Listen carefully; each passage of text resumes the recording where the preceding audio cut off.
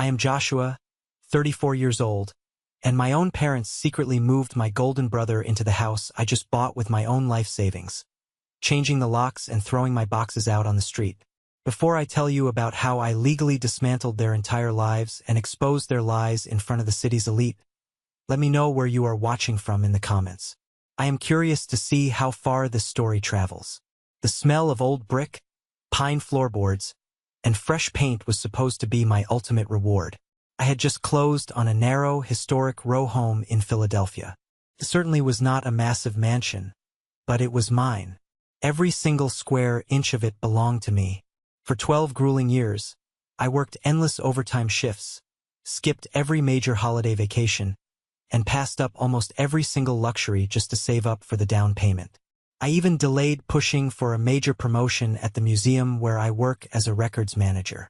I did that simply because I needed the guaranteed overtime salary to make my math work perfectly.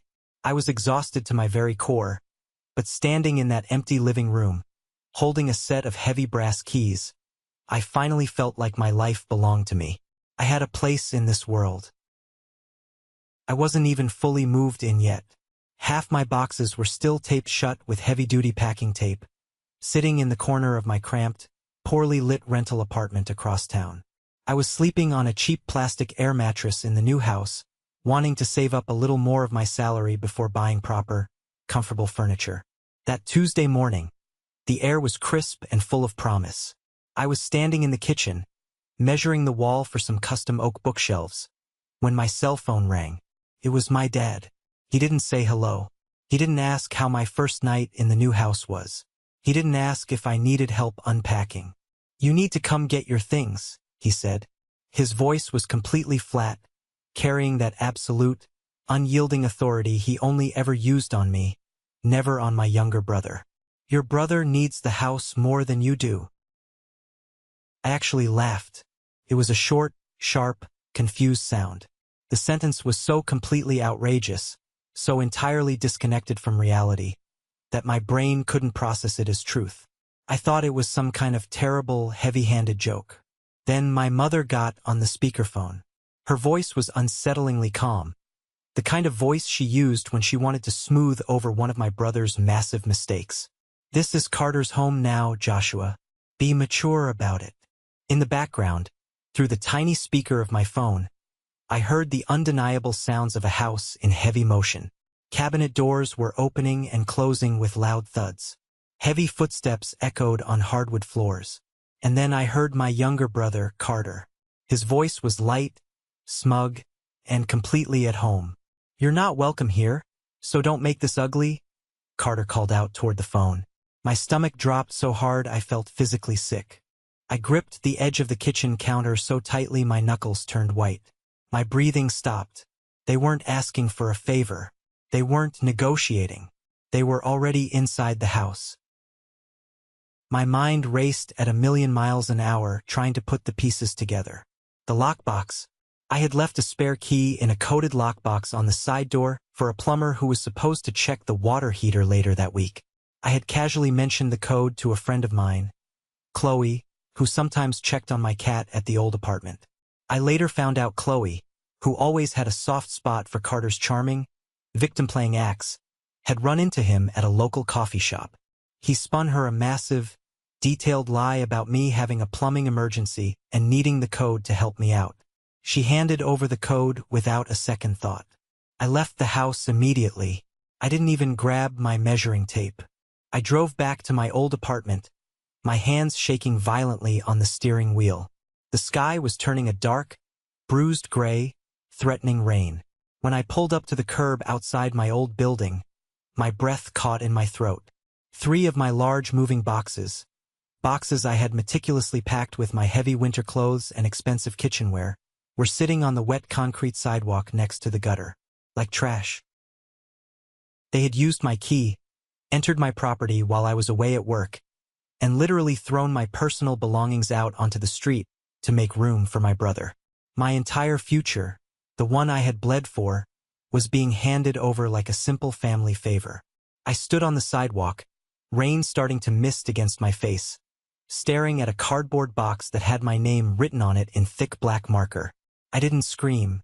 I didn't call them back. A cold, hard realization settled over my chest. They thought I was invisible. They thought I would just absorb this injustice quietly, like I always did. But they were wrong.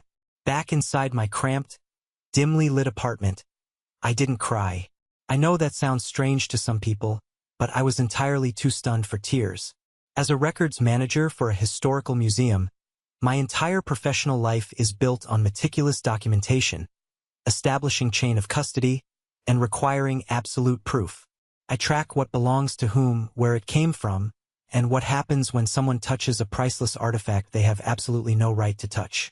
That night, sitting on my worn-out, uncomfortable sofa, I stopped thinking like a wounded son and started thinking like a forensic auditor preparing for a major trial. I pulled out a heavy plastic storage bin from under my bed. Inside was a large hard drive full of digitized family videos I had been meaning to organize for months. I wasn't looking for warm nostalgia. I was looking for behavioral patterns. I was looking for undeniable proof that I hadn't lost my mind over the years. I clicked open a video file from 15 years ago. On the screen, I was 18 years old, sitting at the kitchen table sorting through college brochures with genuine excitement. My parents had just sat me down to explain that the college fund they had explicitly promised me since I was a child was entirely gone. They had drained the account to pay off a massive credit card debt. Carter had recklessly racked up buying designer clothes and taking his high school girlfriend on lavish, unnecessary trips. In the video, my mother is patting my shoulder, looking right into the camera, and telling me I was the strong one, and that I could easily get student loans to cover my education. I clicked another file. 3 years later, I was in the background of a wide driveway shot, wearing a cheap, stained uniform from my second evening job, washing my beat-up used sedan with a bucket and sponge. The camera suddenly pans rapidly to Carter. My parents had just surprised him with a certified pre-owned Porsche. It wasn't brand new, but it was a shiny, expensive Porsche. They had secretly taken out a second mortgage on their own home just to buy it for him, so he wouldn't feel left behind by his wealthy fraternity brothers at his expensive private university. It was never one massive, dramatic betrayal before this house incident. It was 1,000 tiny, quiet edits to our family narrative, repeated over decades, until I became the family workhorse expected to sacrifice everything, and Carter became the fragile golden idol who needed constant financial and emotional protection.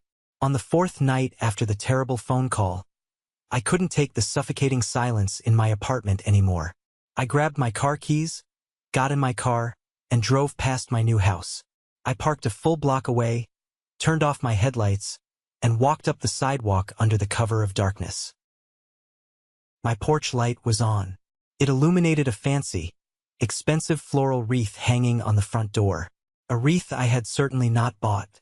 Through the slightly open living room window, a loud, booming laugh floated out into the cool night air. It was Carter.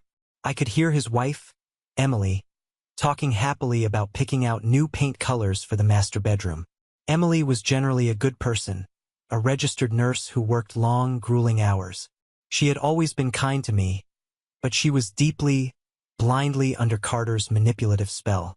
I pulled out my phone and opened the doorbell camera app one had installed the very day I closed on the house. I hadn't synced it to my main push notifications yet, but the cloud storage was actively recording. I scrolled back the timeline to Tuesday. There it was in crisp, undeniable high definition.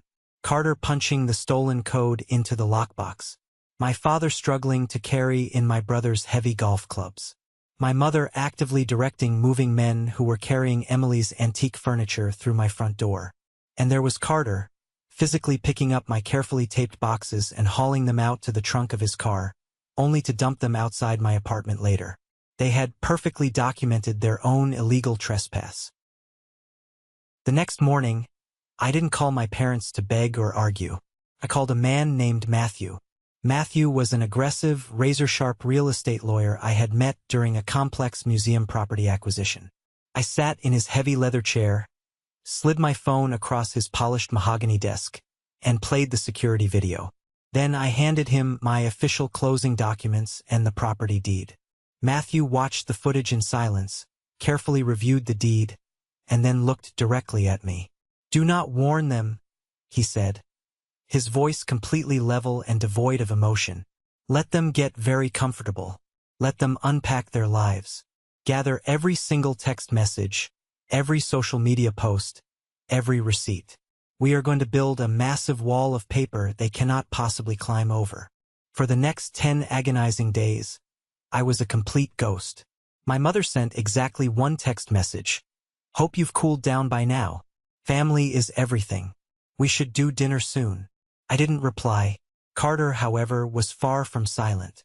He posted a highly filtered photo on his Facebook page of himself standing in the center of my kitchen, holding a crystal glass of expensive scotch. The caption was sickening. "Finally settled into our forever dream home. So incredibly blessed to have amazing parents who stepped up when others turned their backs on us." I calmly screenshotted the post, printed it out in full color, and placed it neatly into a thick, black legal binder. By the end of the second week, the digital invitation began circulating online. Emily, who was completely oblivious to the criminal reality of their living situation, had created a public event page, Carter and Emily's Grand Housewarming. It was scheduled for a Saturday afternoon. They were literally throwing a massive party to celebrate moving into a house they had stolen from me. Saturday finally arrived. I dressed carefully in a sharp, tailored navy suit I usually reserved for high-end museum galas and donor meetings. I pulled up to my own house at exactly 3:45 p.m. Cars lined both sides of the narrow street. I recognized my Aunt Clara's silver sedan, my parents' luxury SUV, and dozens of unfamiliar, expensive vehicles belonging to Carter's country club friends and Emily's nursing colleagues. I walked slowly up the front steps, my heart pounding a steady rhythm against my ribs, and pushed the front door open. I didn't knock. It was my door. The house smelled strongly of expensive catered barbecue, artificial vanilla candles, and the floral perfume my mother always wore. At least 40 people were packed tightly into the living room and kitchen areas. Aunt Clara was the very first person to see me. She nudged my mother, who gasped and nearly dropped her expensive crystal wine glass onto the hardwood. My father stiffened near the granite kitchen island, his face draining of color. Carter was holding court by the brick fireplace, telling a loud story. He stopped mid-sentence when he caught sight of me. He immediately puffed out his chest, stepping forward aggressively to block my path into the room. "What the hell are you doing here?" he hissed, keeping his voice just low enough that only the people closest to us could hear the venom in his tone. "Enjoying the party," I said evenly, keeping my face a completely blank mask. I walked right past him, forcing him to step aside, and headed straight to the large dining table, which was currently covered in expensive catered appetizers. I calmly swept a heavy silver platter of cheese out of the way, creating a large, clear space on the polished oak wood. The room started to go dead quiet. Conversations trailed off into nervous whispers as people noticed the heavy tension radiating from our family. "Look," Carter said, raising his voice now, clearly playing the victim to the large crowd. "I know you're bitter. You never lifted a single finger while Emily and I were struggling with our terrible old lease. You never helped this family when it counts. But showing up here today just to ruin our special day? That's truly pathetic, Joshua." My mother rushed forward, her hands fluttering nervously. "Joshua, please, not in front of all these guests. Let's go talk outside on the patio like adults." "No," I said, my voice echoing clearly off the hardwood floors and silencing the remaining whispers. "We're going to talk right here, in front of everyone." I opened my leather briefcase and pulled out the thick black binder. I took out 3 pieces of crisp white paper and laid them side by side on the table. "Since everyone is here celebrating this beautiful home," I announced to the dead silent room, making eye contact with the guests. I figured I should properly introduce myself to Carter's friends. "I am Joshua, and I am the sole legal owner of this property." A collective, sharp gasp rippled through the crowded room. Carter's face flushed a dark, angry red. "You're completely out of your mind. Dad bought this house for us. He put the down payment down." "Did he?" I asked calmly, I tapped the first document with my index finger. This is the official property deed. Sole owner, Joshua. This is the mortgage agreement. Sole borrower, paying out of my own salary, Joshua. I tapped the second document. This is a printed still from my security camera showing you illegally trespassing using a stolen lockbox code while I was at work. Right on cue, the heavy front door opened again. Matthew, my lawyer, walked in wearing a perfectly tailored charcoal suit, carrying a sleek leather legal folder. "And this?" Matthew said, his voice booming with absolute authority as he stepped up to the table and dropped an official legal notice directly in front of Carter's chest. "Is a formal demand for immediate surrender of the property. You have zero legal right to be here. You are trespassing. Every single day you remain on this property will incur severe financial penalties and potential criminal charges." Emily pushed her way to the front of the crowd. Her face was chalk white, her eyes darting frantically between me, Carter, and the legal documents on the table. She looked closely at the deed, seeing my name printed clearly at the top. She turned to Carter, her voice trembling violently. "Wait, you told me your parents co-owned this place. You told me Joshua happily agreed to let us stay here because he got a sudden job transfer and didn't need the space." Carter stammered, sweating profusely, looking desperately at our father for help. My father simply stared at the floor, unable to meet anyone's eyes. "Did you lie to me?" Emily screamed, the sound raw and echoing off the walls. "I did what I had to do for our family," Carter yelled back, losing his composure completely and slamming his hand on the table. I looked at Emily with genuine pity. "He lied to you, just like my parents lied to themselves for 30 years. I turned back to the crowd of stunned, silent guests. "The party is over. Please leave my house immediately." I sincerely wish I could say they packed their bags that very night out of sheer embarrassment, but entitled people rarely retreat when their lies are exposed. They almost always lash out with double the ferocity. The party guests fled the house like the building was actively on fire, muttering excuses and avoiding eye contact, but Carter absolutely refused to leave. He literally barricaded the front door from the inside, and because he had unfortunately established temporary residency by moving his furniture in and receiving official mail there for 2 straight weeks, the local police told me it was strictly a civil matter. I had to go through the lengthy, formal eviction process through the courts. Matthew warned me it would take at least 30 to 45 days to get a sheriff to physically remove them. Carter decided to use that time to wage total war. If he couldn't have the house, he decided he was going to make me deeply regret owning it. A week after the disastrous party, a concerned neighbor called my cell phone. There was a shady-looking contractor's van parked illegally in my driveway, and the loud, destructive sound of sledgehammers was echoing down the street. I rushed over immediately and found a sleazy, unlicensed contractor named Marcus actively tearing out the original 1920s solid mahogany built-in bookshelves in the study, the very architectural detail that was the main reason I fell in love with the house in the first place. I stormed inside and ordered Marcus off the property immediately, threatening to have him arrested for vandalism and trespassing, but the tragic damage was already done. The beautiful, historic wood was splintered and destroyed on the floor. Carter stood lazily in the doorway, smirking, holding a cup of coffee. "Just doing some remodeling, bro. The place needed a modern touch. It felt too old." I didn't scream at him. I didn't throw a punch. I simply took out my phone and meticulously photographed every single splinter of wood, every gouge in the drywall, every piece of debris. I sent the high-resolution photos straight to Matthew's office. Every broken shelf was another massive dollar sign added to the impending civil lawsuit. But Carter's ultimate, unforgivable act of spite was yet to come. I had a beautiful, ornate antique silver mirror, a priceless piece of inheritance from our late grandmother. She had explicitly left it to me in her will because I was the only grandchild who used to sit and help her carefully polish it on Sunday afternoons. I had carefully packed it in a protective wooden crate, which the movers had shoved into the basement during the illegal move-in. 2 weeks into the tense eviction process, I received an email from a highly unexpected source. "Mr. Harrison, A retired history teacher who frequently visited the museum where I worked and shared my love for antiques, sent me an urgent message. He attached a screenshot from a local online marketplace.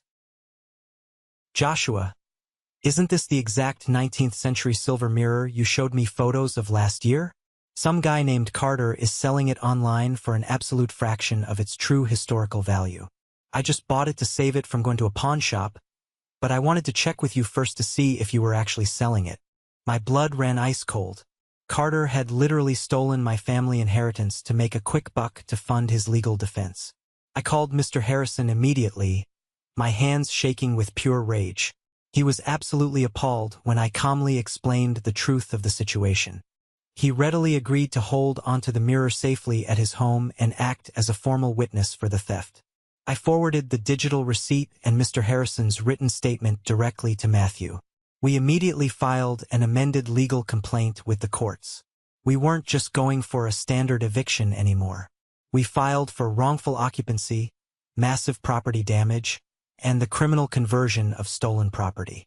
During our deep dive into his records, we also discovered Carter had officially changed the mailing address of his failing, scam-like online consulting business to my house, illegally using my residential property for commercial purposes to completely dodge his old landlord's aggressive debt collectors.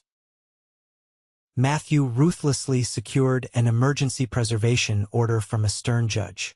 It was a terrifying, binding legal document warning them that any further destruction of property, unauthorized sales, or deletion of social media posts would result in immediate, severe contempt of court charges and possible jail time. My father called me the very day they were served the massive, intimidating stack of legal papers by a process server. His voice shook with genuine panic. Joshua, please, you're completely ruining your brother's life. He could go to jail. We can handle this privately as a family. You completely lost the right to privacy the day you threw my entire life onto the wet sidewalk like garbage. I told him, and hung up the phone without another word. I was currently preparing for the biggest professional night of my entire life. My brilliant colleague David and I were hosting a major, high-profile exhibition at the museum called What Survives, focusing strictly on provenance, stolen art, and the complex ethics of historical ownership. It was meant to be a quiet, dignified academic evening for rich donors.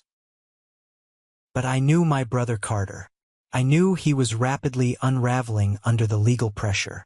And I knew he absolutely wouldn't be able to resist crashing a public stage to try and play the victim one last time. The museum's grand exhibition hall was bathed in warm, expensive amber light. Dozens of wealthy philanthropists, city officials, and local arts journalists mingled around reinforced glass display cases holding recovered artifacts.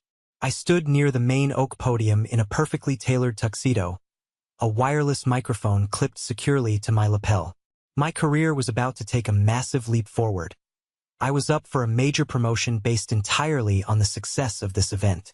At exactly 7:30 p.m., just as I was preparing to give the keynote address, the heavy oak doors of the grand hall swung violently open. Carter walked in. He was wearing a wrinkled, poorly fitting blazer, looking sweaty and completely unhinged. My mother trailed nervously behind him, looking absolutely terrified of the wealthy crowd, and Emily was there too, keeping a massive physical distance from Carter, her arms crossed defensively across her chest. Carter had clearly dragged them all here for a final, desperate, dramatic showdown. He thrived on chaotic public scenes, foolishly believing he could bully me into submission and force me to drop the lawsuit if he humiliated me in front of my bosses and the city's elite. He marched straight down the center aisle of the room, loudly talking over the elegant string quartet playing in the corner. "Look at him," Carter shouted, pointing an accusatory finger directly at me on the stage. The music screeched to an awkward, terrible halt. Dozens of wealthy guests turned around, their expensive champagne flutes frozen in midair. Mrs. Grayson, one of the most powerful and ruthless members of the museum's board of directors, narrowed her sharp eyes at the intrusion. "He stands up there talking about ethics and history," Carter sneered, pacing the polished floor like a caged animal. "But he's actively throwing his own flesh and blood family out on the street. He stole the house my parents bought for me. He's a complete fraud and a terrible brother. Shocked murmurs erupted through the dressed-up crowd. My mother buried her face in her hands, realizing the massive mistake they had made by coming here. I didn't flinch. I didn't raise my voice. I had anticipated this exact, pathetic moment. I looked back at David, who was standing by the tech booth controlling the audiovisual presentation. I gave him a single, curt nod. I stepped fully up to the podium and tapped the microphone, the sound booming through the hall. "Ladies and gentlemen," I said, my voice echoing with terrifying, absolute calm. "My brother brings up a truly fascinating point about stolen property and ethics. Since the entire theme of tonight's exhibition is what survives and the importance of establishing true ownership, let's take a look at the actual documentation." Behind me, the massive digital projector screen, which had been displaying high-resolution images of antique Roman artifacts, suddenly went pitch black. Then, it lit up with a massive, undeniable high-resolution scan of my property deed. "This is the official legal deed to my home, purchased entirely with my own hard-earned salary," I said, pacing slowly across the stage. The screen clicked instantly to the next slide. It was a detailed breakdown of the fraudulent business registration. "This is the public state record of Carter illegally using my private residential address to hide his failing business from aggressive creditors." Carter stopped dead in his tracks. His jaw literally dropped open. He hadn't expected me to bring the legal war to a 40-foot screen in front of billionaires. The slide clicked again. It clearly showed the devastating photos of the destroyed mahogany built-ins right next to Marcus's ridiculous, incriminating text messages. "This is the intentional, malicious destruction of original 1920s architecture, simply out of petty spite." And finally, the screen flashed to the digital receipt of the antique mirror, next to a blown-up copy of the email from Mr. Harrison. "And this is absolute proof of the blatant theft and unauthorized sale of a precious family inheritance." The silence in the massive grand hall was absolute and heavy. You could clearly hear the low hum of the air conditioning units. The city's elite stared down at my brother not with pity, but with absolute, unadulterated disgust. Emily, who had been standing silently near the back doors, suddenly stepped forward into the light. Her face was heavily streaked with mascara and tears, but her eyes were furious and burning with rage. She looked at the damning evidence on the screen, then turned to Carter. "You told me it was a massive misunderstanding," she sobbed, her voice breaking the heavy silence. "You swore to me he was trying to extort us for money. You stole his dead grandmother's mirror to pay your sleazy lawyer." "Emily, baby, wait. I can explain." Carter desperately reached out for her arm. She slapped his hand away with brutal force. It sounded like a gunshot in the quiet room. "Don't you ever touch me again. I am completely done, Carter. I am calling a divorce lawyer first thing tomorrow morning. And you are not getting custody of the kids until you get serious psychiatric help." She turned, looked at me with deep, agonizing shame, whispered, "I am so incredibly sorry, Joshua," and ran out the heavy oak doors into the night. Carter stood there, entirely stripped of his fake armor. His wife was gone. His reputation was incinerated. His pathetic lies were projected in 40-foot letters for the world to see. He looked frantically at my mother, but for the very first time in his entire pampered life, she didn't rush forward to comfort him. She was staring frozen at Mrs. Grayson, realizing the absolute social and financial suicide they had just committed. Carter turned and fled the room, practically tripping over his own feet in his rush to escape the judging stares. My mother hurried after him, covering her face in total humiliation. I looked back out at the stunned crowd. Mrs. Grayson slowly raised her crystal glass of champagne to me in a silent, powerful gesture of profound respect. "This is a moment that changed everything, when I finally regained control of my life. Thank you for your patience in getting this far with me. You are amazing. Please help me like the video and leave a comment with the number 1 below so I know you've been with me this far. This will not only help more people find this story, but also let me know that my experiences are meaningful to someone. Your support is the biggest motivation for me to continue sharing the rest of this journey. The following Tuesday morning was official eviction day.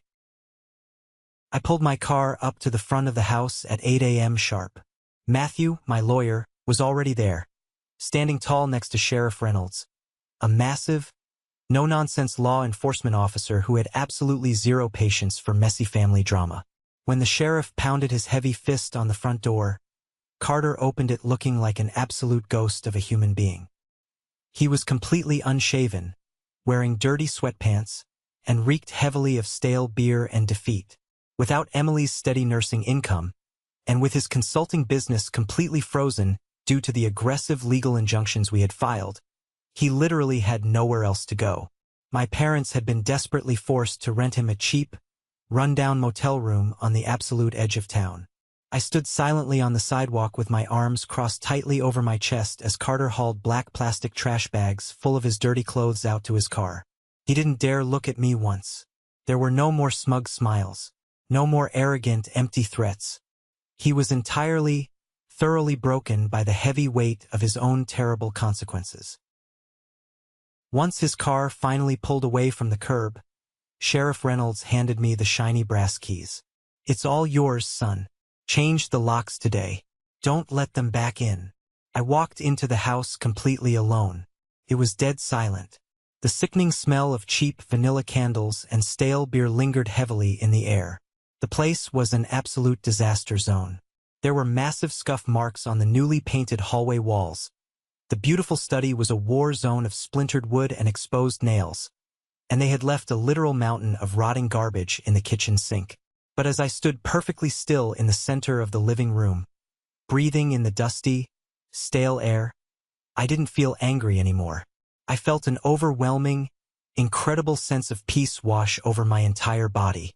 The heavy, suffocating weight of my family's toxic expectations had finally been lifted entirely off my chest. I had fought a brutal war for my space, and I had won. Later that afternoon, a small delivery truck pulled up to the curb. It was Mr. Harrison. He carefully carried the heavy wooden crate containing my grandmother's silver mirror up the front steps. I happily paid him back every single cent he had spent on the ridiculous online marketplace, plus a very generous extra tip for his immense trouble and honesty. As I hung the beautiful, polished silver mirror above the brick fireplace, catching my own reflection in the antique glass, I finally recognized the strong man looking back at me. He was no longer the invisible, compliant son who absorbed everyone's pain. The financial fallout for my parents was absolutely catastrophic. Matthew didn't let up on the civil suit for a second. Because Carter was effectively bankrupt and facing a brutal divorce, the massive financial liability for the property damage, the stolen inheritance, and the exorbitant legal fees fell entirely on the people who had actively facilitated the trespass and handed over the key, my parents. My Aunt Clara called me a week later. It was the very first time I had spoken to her since the disastrous housewarming party. She was crying hysterically into the phone. "Joshua, you have to tell your lawyer to drop the lawsuit," she pleaded, her voice cracking. "It's like an actual funeral over here. Your parents are selling the lake cabin." I paused, holding the phone to my ear. The lake cabin. It was their most prized possession, their ultimate retirement dream, the beautiful place they spent every single summer boasting about to their wealthy friends. "They have to sell it," Aunt Clara sobbed loudly. "They drained all their liquid savings years ago paying for Carter's stupid Porsche and constantly bailing him out of his massive credit card debt. They have absolutely nothing left in the bank to pay your legal settlement. They're going to lose the cabin and they might have to downsize their own house."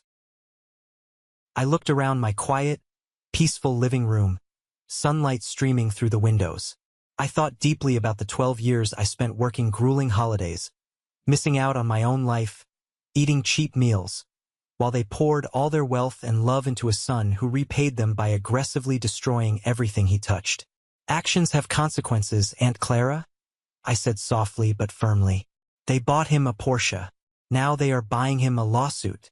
Tell them I expect the settlement check by the end of the month." I hung up the phone, walked into my kitchen, and started making a fresh cup of coffee. The house was finally mine. and the silence had never sounded so incredibly beautiful.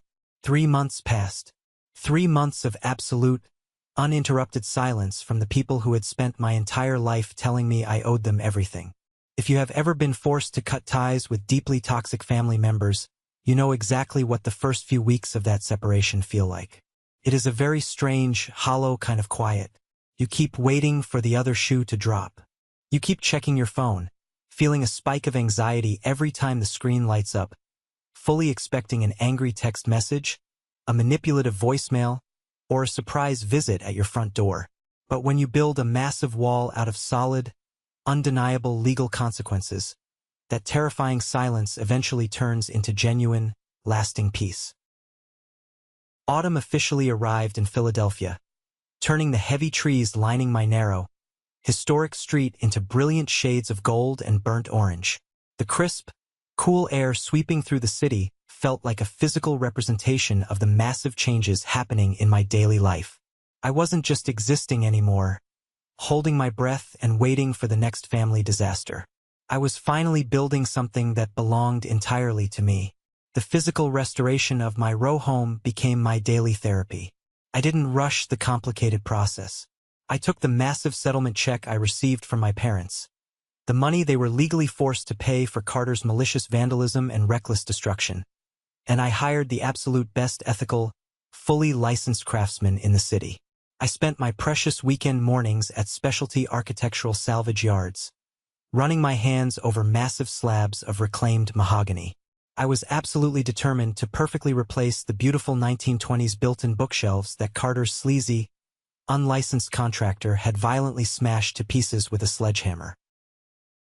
When those new custom shelves were finally installed in my study, filling the room with the rich, comforting smell of dark wood stain and fresh lemon oil, I spent an entire Sunday afternoon carefully organizing my massive collection of historical books.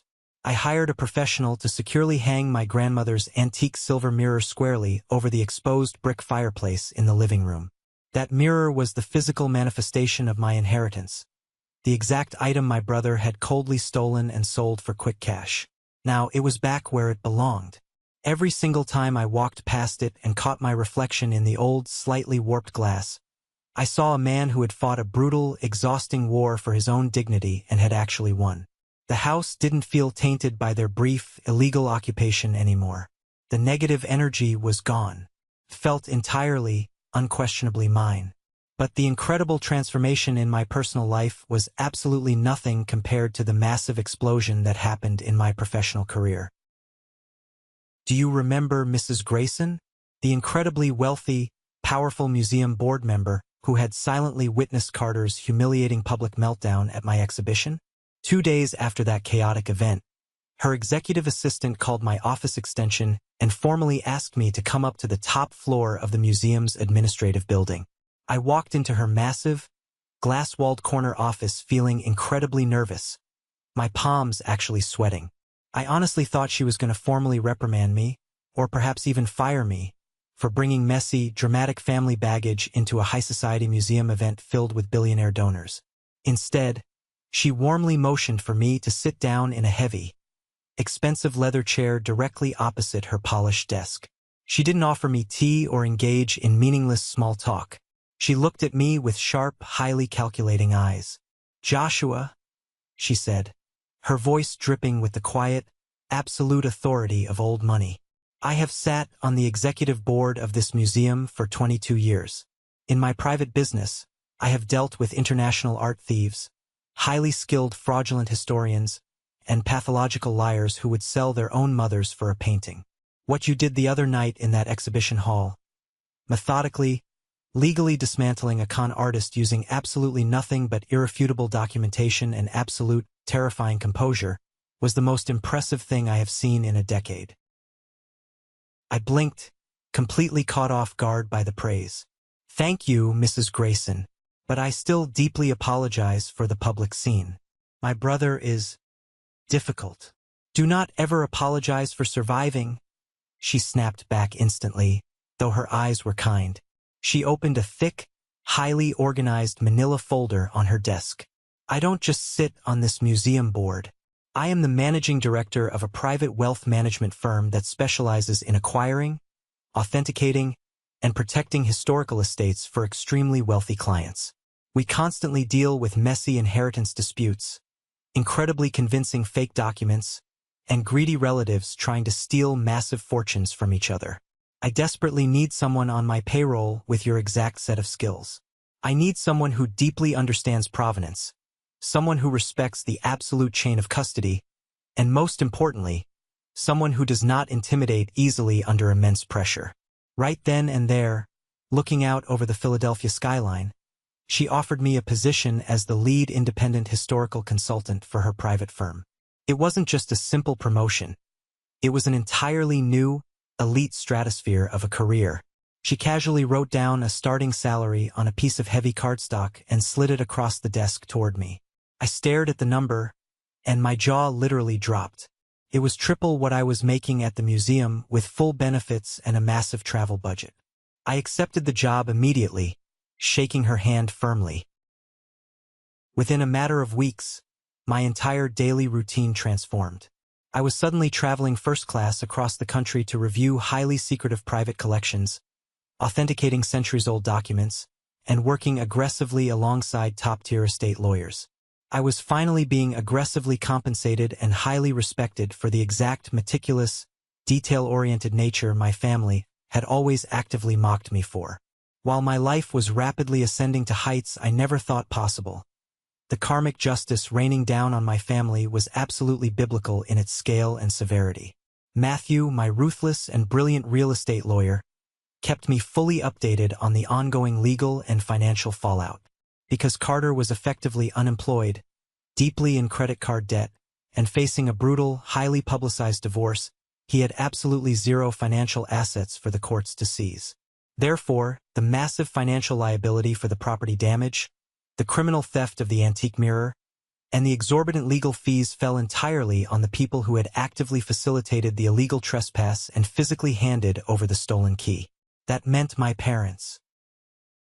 They had to pay the piper, and the piper's bill was incredibly expensive.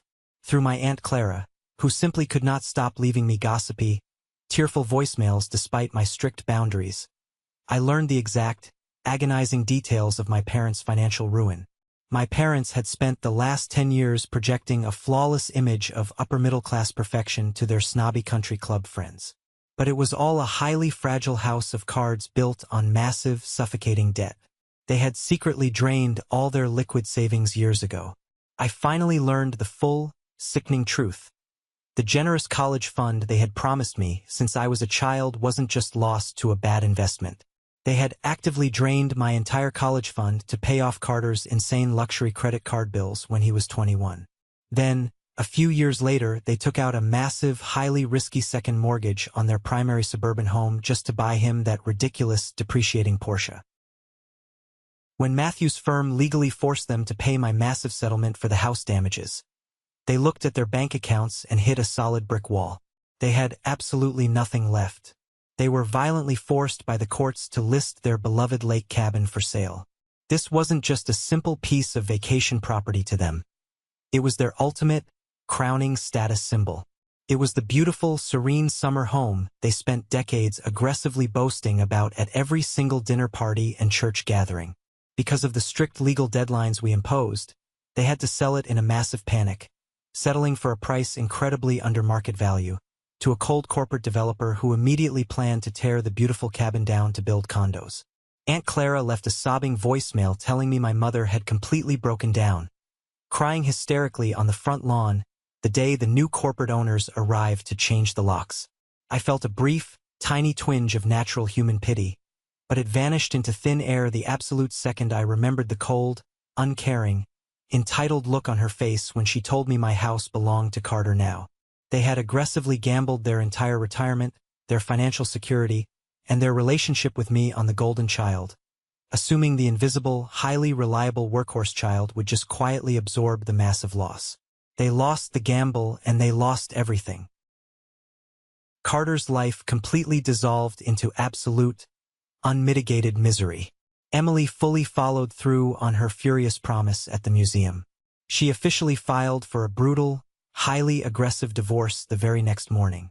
She hired a truly ruthless family lawyer who expertly used the documented police reports of Carter's trespassing, his malicious property destruction, and his criminal theft to completely obliterate his character in family court. Carter lost the custody battle entirely. The judge was absolutely appalled by his documented behavior. The court granted him severely limited, legally supervised visitation with his children, specifically citing his volatile, destructive behavior, his chronic lying, and his total lack of stable housing. Without Emily's steady, reliable nursing income to prop up his fake lifestyle, he was quickly forced to move out of the cheap motel my parents were paying for. He ended up renting a tiny, depressing, incredibly cramped studio apartment in a terrible high-crime neighborhood on the absolute outskirts of the city. He desperately tried to keep up his fake, wealthy persona on social media for a few pathetic weeks, heavily filtering old pictures of his country club meals and posting vague, inspirational quotes about overcoming haters. But everyone in their social circle already knew the humiliating, undeniable truth. His friends stopped commenting. His former business partners publicly distanced themselves. Eventually, the crushing shame became too much, and he deleted his social media profiles entirely. The golden boy had permanently lost his shine, and nobody was there to polish him back up. To officially celebrate the permanent closing of this incredibly dark chapter of my life, I decided to host a real, genuine dinner party at my newly restored house. I didn't invite 50 strangers just to show off. I didn't buy cheap, artificial vanilla candles to mask the smell of lies. I invited the specific people who had actually stood shoulder to shoulder with me when the sky was violently falling. I invited David, my brilliant museum colleague who had seamlessly run the projector during the ultimate showdown. I invited Matthew, my lawyer, who arrived wearing a surprisingly casual cashmere sweater instead of his usual intimidating, razor-sharp legal armor. And I invited Mr. Harrison, the incredibly kind, highly perceptive retired history teacher who had saved my grandmother's mirror from being lost to a pawn shop forever. I spent all of Saturday happily cooking in my massive new kitchen. I roasted a massive, expensive prime rib with fresh rosemary and garlic. I bought incredible, highly rated red wine. We sat around my large, solid oak dining room table, completely surrounded by the beautiful, newly restored mahogany shelves, and we simply laughed. The sound echoed warmly off the brick walls. We didn't talk about Carter's misery. We didn't talk about the grueling lawsuit or the eviction. We talked passionately about art, about ancient history, about local politics, and about the bright future. As I looked around the warm, brightly lit table at these incredibly intelligent, fiercely loyal people, I realized something truly profound. Family isn't just the random people who happen to share your DNA. Blood does not automatically grant someone a permanent, unquestionable VIP pass to your life, especially if they constantly use that pass to steal your peace, your money, and your mental health. True family is the specific group of people who deeply respect your boundaries, who loudly celebrate your genuine success without a shred of jealousy, and who stand right next to you, ready to fight, when the world gets incredibly dark. I raised my crystal glass of red wine, the firelight catching the deep red liquid. "To what survives?" I said, intentionally echoing the title of the museum exhibition that had fundamentally changed the trajectory of my entire life. The three men at the table smiled deeply and raised their glasses in unison. "To what survives?" they echoed back. Deep winter settled heavily over Philadelphia, bringing biting, freezing winds and a thick, heavy blanket of bright white snow that finally buried the last remaining visual traces of that terrible autumn. I was incredibly busy with my demanding new consulting job, earning a fantastic salary, and traveling constantly to beautiful cities across the globe. I hadn't spoken a single solitary word to my parents or my brother in nearly 5 full months. My life was wonderfully, blissfully quiet. Then, on a freezing Tuesday morning in late January, my cell phone buzzed aggressively on my heavy office desk. I glanced down. It was a text message from my father. "Joshua, please, we desperately need to see you, just for 30 minutes. Your mother is completely falling apart physically and mentally. We are begging you. Please have a heart. I leaned back in my chair and stared at the glowing screen for a very long time. 6 months ago, a dramatic, pleading message exactly like that would have instantly triggered a massive, overwhelming wave of program guilt. I would have dropped everything I was doing, canceled my meetings, rushed blindly to their side, and desperately tried to fix whatever new, catastrophic mess Carter had created. But the confident, highly successful man reading that text message today was absolutely not the same traumatized, invisible man they had cruelly kicked out of his own home months ago. I didn't want a relationship with them. I knew in my bones that they hadn't fundamentally changed who they were. But I also knew with absolute certainty that if I didn't look them directly in the eye and officially, permanently close the door to my life, they would keep hovering desperately on the edges of my existence like starving ghosts, constantly trying to find a weak point in my newly forged armor. I picked up the phone and typed back a brief, incredibly cold reply. Tomorrow at 10 a.m. The coffee shop on 4th and Market. Exactly 30 minutes. Do not bring him. The next morning, the city was completely covered in thick, gray slush. I bundled up in a heavy wool coat and walked into the busy, brightly lit, entirely neutral coffee shop exactly on time. I deliberately chose a highly public, crowded place so they couldn't scream, throw a highly theatrical tantrum, or try to emotionally manipulate me in the privacy of a quiet room. I bought a simple black coffee and sat down at a small, round corner table, watching the door. Exactly 5 minutes later, the front door chimed loudly, and my parents walked in out of the freezing wind. I almost didn't recognize them. The intense physical toll of the last few months of extreme stress and financial ruin was absolutely staggering. My father, who had always stood with the arrogant, puffed-out chest of a wealthy, untouchable country club member, looked incredibly small, frail, and deeply stooped. He was wearing an old, slightly frayed winter coat instead of his usual expensive, tailored wool overcoat. His hair had gone almost completely, shockingly white. My mother looked even worse. Her face was deeply drawn, heavily lined with severe exhaustion, and she looked nervously at the floor as she walked, completely stripped of her usual arrogant confidence. The incredibly heavy burden of their massive financial debt, the loss of their prized lake cabin, and the crushing public humiliation within their social circle had visibly aged them 10 years in merely 5 months. They sat down slowly across from me. They didn't go to the counter to buy anything.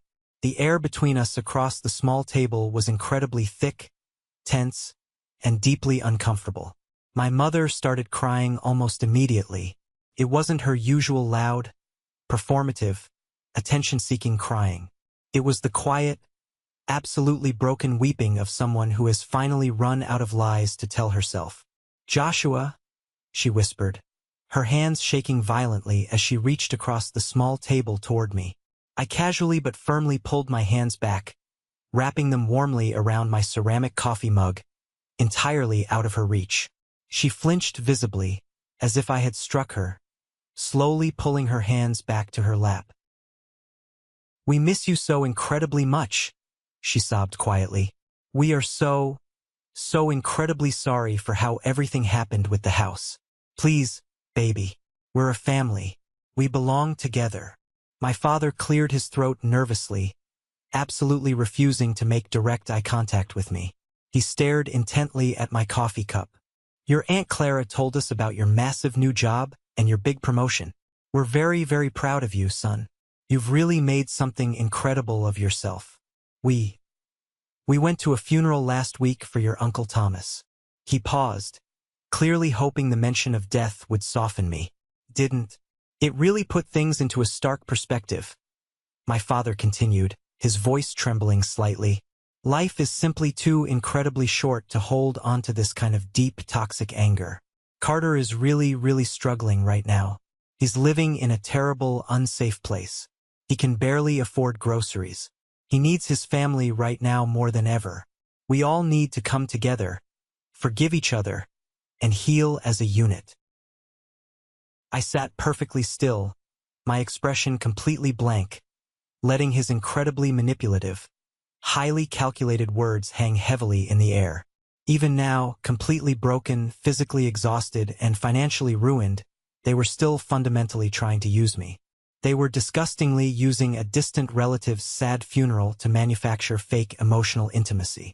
They were cheaply trying to flatter me with my new job title, desperately hoping I would magically open my newly heavy wallet to rescue Carter from the devastating legal and financial consequences of his own terrible actions. They didn't want a son. They wanted a savior for their golden boy. Life is short. I agreed, my voice perfectly calm, entirely flat, and completely devoid of any anger, heat, or sympathy. You're absolutely right about that, Dad. Which is exactly why I am not going to spend one single second of the rest of my life being the reliable supporting character in Carter's endless, self-inflicted tragedy. My mother let out a sharp, small, deeply wounded gasp.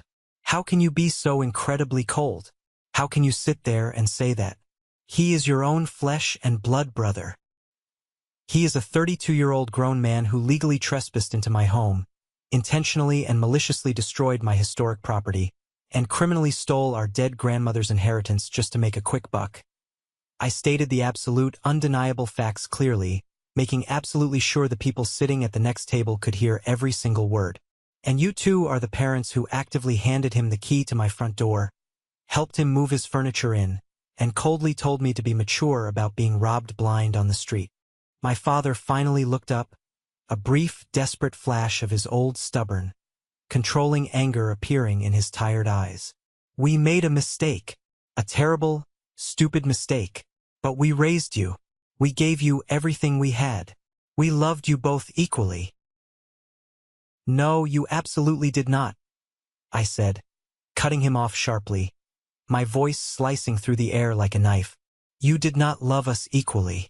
You secretly drained the massive college fund you promised me since I was a child just to pay off his luxury credit cards. You took out a massive, reckless second mortgage to buy him a luxury Porsche while I worked 2 exhausting minimum wage jobs just to afford community college night classes. You aggressively conditioned me for 30 years to believe that my only actual value in this entire family was how much emotional pain and financial burden I could quietly absorb so Carter could continue to pretend he was a massive success.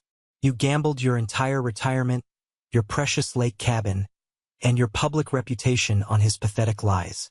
And you completely, utterly lost. They stared at me in stunned, deeply horrified silence. Their mouths hung slightly open. They had absolutely no defense. I wasn't screaming. I wasn't being hysterical. I wasn't throwing a tantrum. I was just calmly, methodically reading the permanent, undeniable historical record of our lives back to them. We just want our family back, my mother sobbed, burying her face in a cheap, brown paper coffee napkin. We just want you to understand why we did it. We were trying to protect him. I took a slow, deliberate sip of my black coffee. I looked closely at the 2 completely broken people sitting across from me, and I realized with absolute clarity that I didn't feel angry anymore. I didn't feel resentful. I didn't even feel sad. I just felt incredibly, profoundly done. The emotional cord was permanently cut. I do understand, I said softly, leaning forward slightly so they could hear every single syllable. I understand perfectly. But here is the absolute truth that you are going to have to live with for the rest of your lives. You can cry in this coffee shop. You can beg me. You can send Aunt Clara to leave voicemails and guilt-trip me until the end of time. But love without respect is just control wearing softer clothes. And I will never, ever let you control me again. I stood up slowly from the small table. I pulled a crisp $20 bill from my leather wallet and dropped it on the table to cover my coffee. Don't contact me ever again, I said, looking down at them one last, final time. Take whatever tiny bit of money you have left in the world and focus entirely on your golden boy. He's going to need it. I turned my back and walked confidently toward the exit. I pushed the heavy glass door open and stepped out into the freezing, bustling, noisy streets of downtown Philadelphia. The freezing winter wind immediately hit my face, but I didn't shiver. I took a massive, incredibly deep breath of the icy air. My chest felt incredibly light. The heavy, suffocating iron chain that had dragged me down for 34 years was finally, permanently broken. I was free. Here is what I want you to take away from my story. We are constantly socially conditioned from birth to believe that the word family is a magical, impenetrable shield that automatically excuses terrible, deeply toxic behavior. We are told by society to endlessly forgive, to always be the bigger person, and to constantly keep the peace, even when keeping the peace means setting ourselves completely on fire just to keep toxic people warm. But true, lasting peace never, ever comes from allowing yourself to be relentlessly used and abused. Setting a firm, unyielding boundary is not an act of cruelty. It is the ultimate necessary act of self-respect. If someone consistently disrespects your property, your massive efforts, and your emotional well-being, their biological relation to you absolutely does not matter. You do not owe your bright future, your hard-earned salary, or your mental health to people who view you simply as an emotional landfill or a convenient financial backup plan. Sometimes, the most incredibly loving thing you can do for yourself is to step back, entirely stop protecting them, and let the brutal, heavy consequences of their own actions finally catch up to them. I want to know if this resonated with you today. If you deeply understand the immense power of walking away from toxicity, or if you found genuine value in my difficult journey of taking my life back, please drop the word "good" in the comments below, or tell me which specific lesson from this story hit home for you the hardest. Your engagement truly helps this story reach the people who desperately need to hear it right now. Thank you so much for listening, and stay strong.